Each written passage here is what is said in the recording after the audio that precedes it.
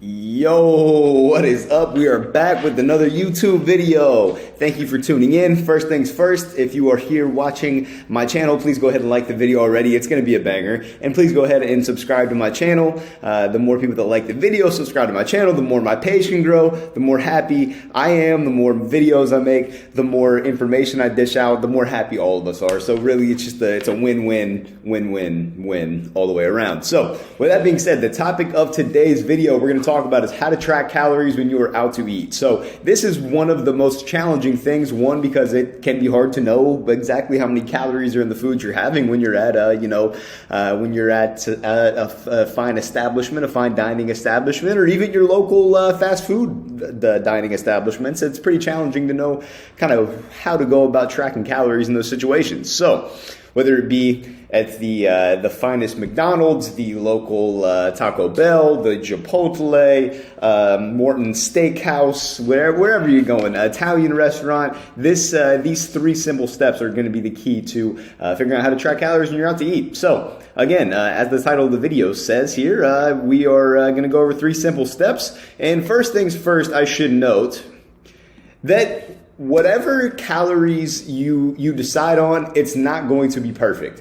Literally every single one of these steps that we're going to go through, the calories are not going to be 1000% perfect. You're not making these meals at home, so it's not like you can measure out the exact amount of oil and butter and the perfect amount of chicken and rice and whatever else is going in this meal. You're not going to 1000% know.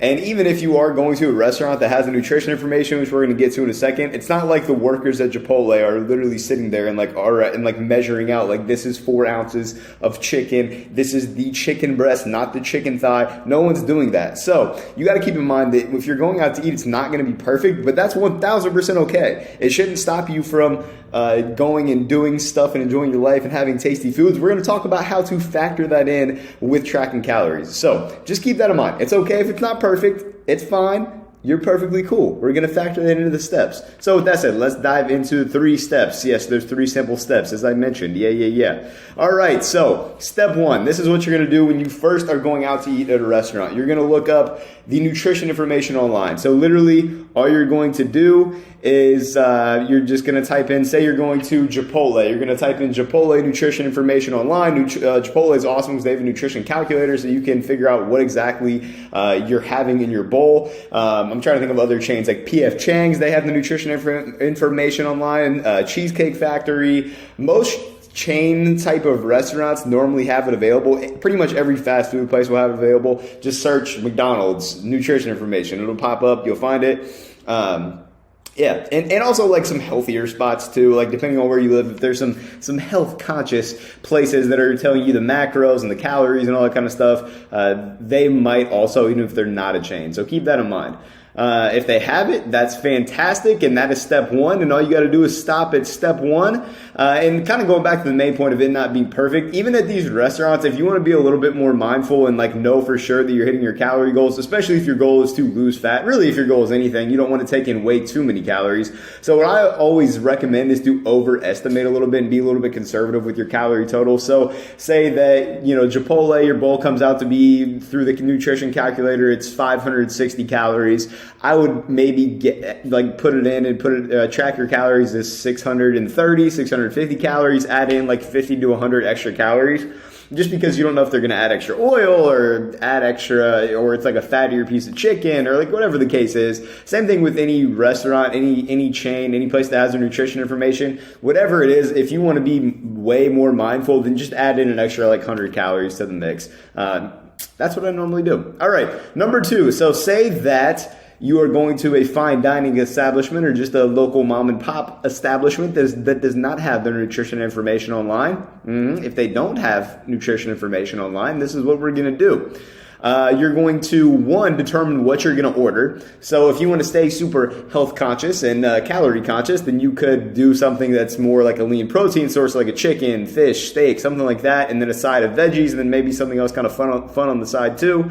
So if you want to do that, that's one option. Or you could just order whatever you want and then be mindful of the portion sizes. But in order to figure out what the calories are, you need to actually know what you're going to order first and foremost, and then And then we're going to look up a first thing in this step is in the second step. So this is 2A of this. You're going to look up a restaurant with a similar food and try to match it up with what you're getting. So say you're going to, let's just give the example, you're going to an Italian restaurant and you're getting chicken parmesan and you're not sure how many calories it has because it's not listed on the nutrition information. They don't have any nutrition information because it's one of one. It's a nice restaurant, whatever.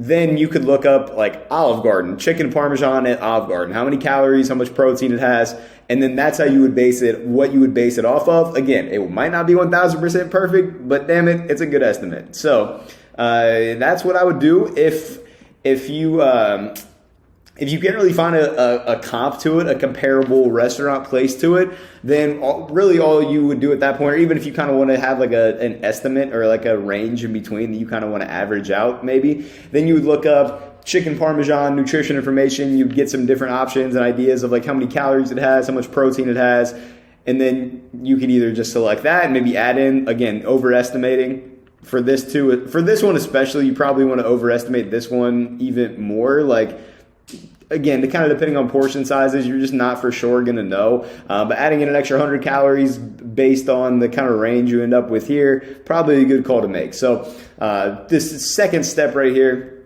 look up a restaurant and try to find a comparable item to it at said restaurant, said type of restaurant, similar to the style of food.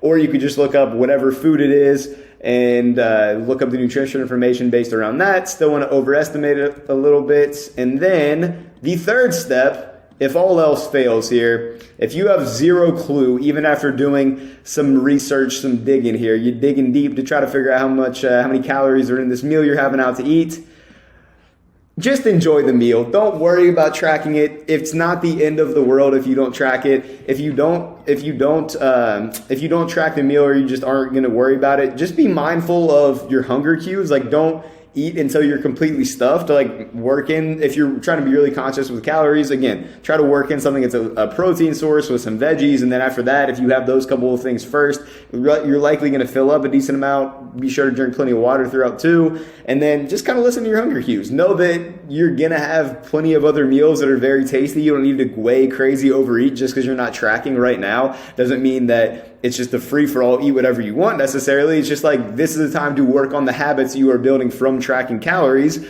And then even if you overeat a little bit or you go over your calorie goals or you're just not sure, it's not the end of the world. All you got to do after that is just get back on track the next meal or the next day and you're good. But just know that if it's like just a hassle and a half to try to figure out how many calories are in the meal and it's just not worth it, or you're with family or it's a special event or whatever the case is, just know you don't have to track it, and it's not the end of the world if you don't track it. It doesn't mean that you can't get back on track with tracking. It doesn't mean that you screw up your diet. It doesn't mean that you suck with nutrition. It doesn't mean that life is over as you know it as far as your fitness goals go.